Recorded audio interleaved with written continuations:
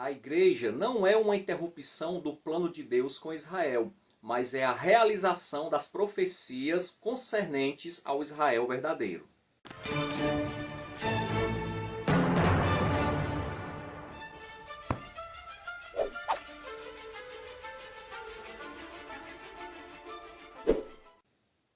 Fala pessoal, muito bem-vindos ao canal Ler é Preciso. Eu me chamo José Lopes. Hoje falarei sobre o livro Pré-Milenismo Histórico, Fundamentos da Escatologia Primitiva e Pós-Tribulacionista, de Leonardo Assis. Livro esse publicado pela editora Trinitatis, com 295 páginas. O que já me chamou a atenção de início desse livro foram três coisas. Primeiro, os depoimentos de quem está, digamos assim, endossando a obra. Nomes de peso, hein? Vou citar aqui só dois. Craig Blomberg, ele é pesquisador e professor sênior de Novo Testamento no Denver Seminary, no Seminário de Denver. E também o Walter Kaiser Jr., presidente emérito do Gordon Cornell Theological Seminary, professor de Antigo Testamento, entre outros. Então você já começa aqui com os depoimentos desses autores, né, já bem renomados no meio evangélico, não só brasileiro, como também mundial, né, endossando, digamos assim, a obra. Outra coisa que me chamou a atenção, a referência bibliográfica. A bibliografia, eu não contei, mas pelo número de páginas, eu acredito que deva ter umas 200 ou mais obras aqui consultadas para ser feito esse livro. E, por fim, terceira coisa que me chamou a atenção, as notas, né, de referência, de rodapé. 667 notas. Ou seja, é uma obra de fôlego, de peso. O autor ele realmente pesquisou bastante para escrever esse livro. Então, no início eu já imaginei logo, olha, não vai ser um livro fácil de ler, não vou conseguir ler da maneira que deve ser lido em um mês. Eu li numa toada só, mas eu já digo logo, se você realmente quer extrair o máximo desse livro, um mês é pouco. Você tem que realmente ter a Bíblia, verificar as referências, porque é um livro que foi bastante pesquisado. Então, resumindo, do que trata a obra? Obviamente, o autor ele vai defender o pré-milenismo histórico. Mas o que seria o pré-milenismo histórico? E por que no subtítulo tem aqui que fundamentos da escatologia primitiva e pós-tribulacionista? O autor ele é pós-tribulacionista? Sim.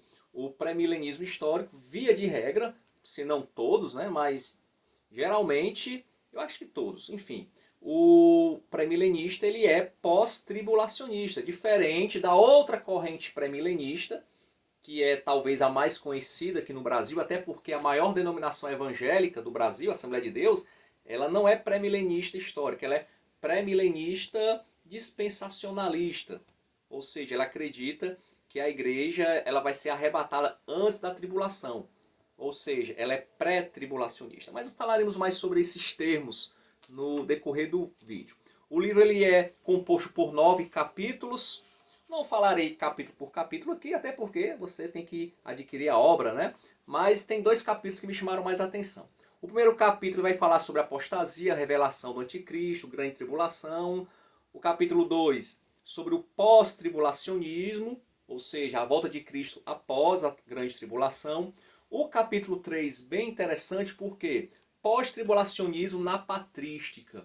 O autor, Leonardo Assis, ele vai mostrar que a ideia de que a igreja passará pela grande tribulação, ela é uma ideia bastante antiga, que praticamente todos os pais da igreja, dos primeiros séculos da era cristã, defendiam que a igreja passaria pela grande tribulação. Alguns até entendiam que ela já estava passando pela grande tribulação. Então essa ideia de que há um arrebatamento secreto, né, o escapismo, é uma ideia que é recente na história da teologia, na história da igreja. Então, na igreja primitiva, havia o entendimento de que a igreja passaria sim pela grande tribulação. Então ele vai mostrar referências em cada um desses pais da igreja, onde eles defendem o pós-tribulacionismo, digamos assim. E são muitos pais da igreja que ele tomou nota aqui. Tanto os mais conhecidos, como Justino, Irineu e Cipriano, como alguns que eu nunca ouvi falar, confesso. Hilarião, Ticônio, Sulpício Severo. Tá? Então, você já nota aqui que foi uma extensa pesquisa do autor. No capítulo anterior, que é o capítulo 2 que eu falei, que ele fala sobre o pós-tribulacionismo e a volta de Cristo, ele vai trazer textos do Antigo Testamento, Novo Testamento, também de pseudepígrafos e de livros apócrifos. Aí aqui no capítulo 3 é sobre os pais da igreja, a patrística. No capítulo 4 e 5 ele vai falar sobre o pré-milenismo, efetivamente, pré-milenismo histórico. Só uma observação, em nada desabona a obra, é só uma observação, opinião.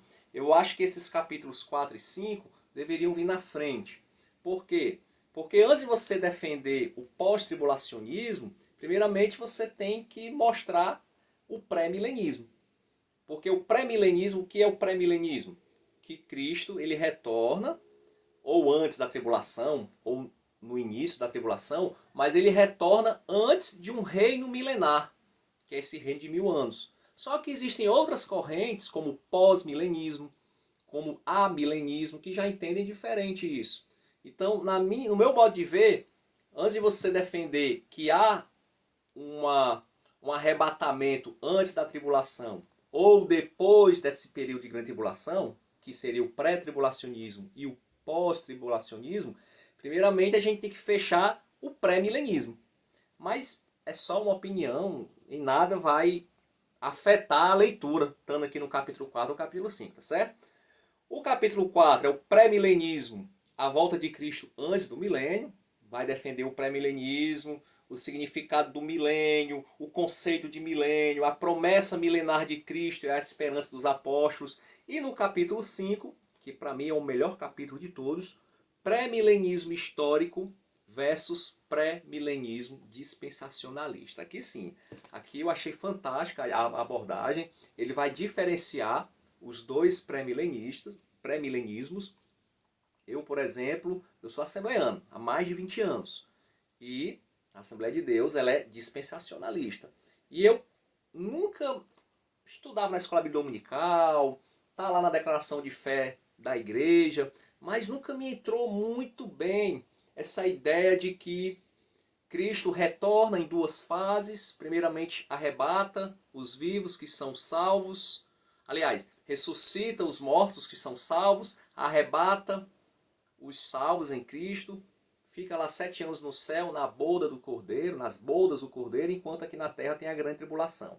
Depois ele retorna com os salvos e prende o diabo por 1000 anos e vai reinar com a igreja. Eu sempre senti uma certa dificuldade nessa volta de Cristo em duas fases. Eu nunca entendi muito bem, apesar de ser assembleano e a gente muitas vezes declara fé naquilo, né? É o dogma da igreja, etc. Eu vejo mais coerência no pré-milenismo histórico, na grande tribulação, a igreja passando pela grande tribulação, mesmo sendo assembleano. Sempre eu pensei assim e com esse livro eu acho que eu fiquei mais certo disso. Na realidade, todas as correntes, talvez a que me interesse mais, das que eu já estudei, seja o amilenismo, do do Agostinho. Mas essa aí é uma outra história, seria um outro vídeo. Mas entre pré-milenismo histórico e pré-milenismo dispensacionalista, eu acho que o pré-milenismo histórico ele tem mais coerência, porque ele entende que a igreja ela vai passar pela grande tribulação, e se você estudar a história da igreja, você vê que Deus nunca impediu que a igreja passasse por grande tribulação, nunca, não seria no final que faria isso. A igreja vai estar livre da ira de Deus, que é o que o pré-milenismo histórico ele difere. A ira de Deus é uma coisa, a grande tribulação é outra. A ira de Deus vai ser derramada apenas sobre os ímpios, mas a tribulação ela ocorrerá para todos, para justos e injustos. Outra coisa também que me chama a atenção, que eu concordo, é a questão do aliancismo, ou seja, o pré-milenismo histórico ele entende que a igreja ela é uma continuação do plano de Deus. É o Israel verdadeiro, é a aliança de Deus. O dispensacionalista, que é pré-tribulacionista, espero que vocês não estejam se confundindo com tantos termos, ele entende que Deus ele trabalha a partir de dispensações ou eras. E esse dispensacionalismo ele é algo recente na igreja, século XIX, principalmente ali com Scofield. E a grande tribulação seria a última dispensação, digamos assim, ou a penúltima. Acho que a última é o milênio, enfim, eu não lembro bem. E para os dispensacionalistas, existe, digamos, uma ruptura. Quando a igreja ela entra em cena, existe ali uma ruptura do plano de Deus com Israel, mas que as promessas que foram feitas para Israel ainda serão cumpridas no futuro. O histórico não. O histórico entende que as promessas que foram feitas para Israel vão ser cumpridas na igreja, que é o verdadeiro Israel. Tá? Então, ele explica, gente, de maneira muito boa, tá? Muito boa essa questão do aliancismo. Existem também outras vertentes que estão ali no meio termo. Ele também vai explicar bem, com bastante referência, bastante explicações.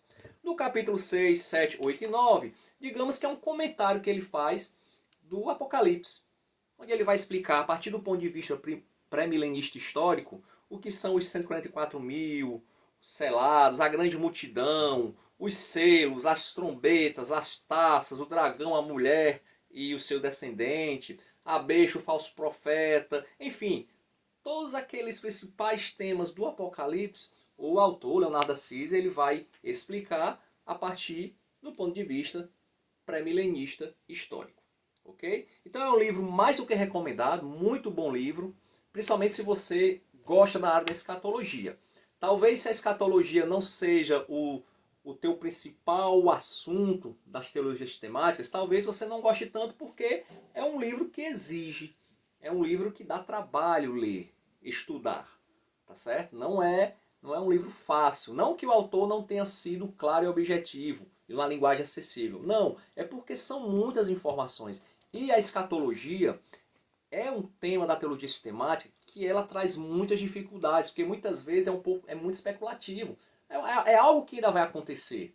E aí você vai ter livros com brilhantes autores defendendo o pré-milenismo dispensacionalista. E vai ter versículos apoiando. Vai ter o do pré-milenismo histórico. E tem textos apoiando.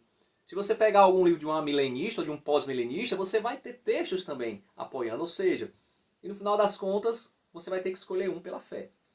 Então, é esse trabalho, é essa dificuldade que a escatologia, para mim, ela traz para o estudante. Mas se você gosta do assunto, compre e estude com afinco que você vai ficar, pelo menos no que diz respeito ao pré-milenismo histórico, eu acredito que ele foi, eu não vou dizer 100% porque não existe a perfeição, mas eu penso que ele foi exaustivo aqui na sua pesquisa e não há mais o que acrescentar ao que foi dito na obra, ok? Se você tiver gostado, ficou até aqui o final, dê um like no vídeo, se inscreva no canal, até a próxima e vamos ler porque ler é preciso.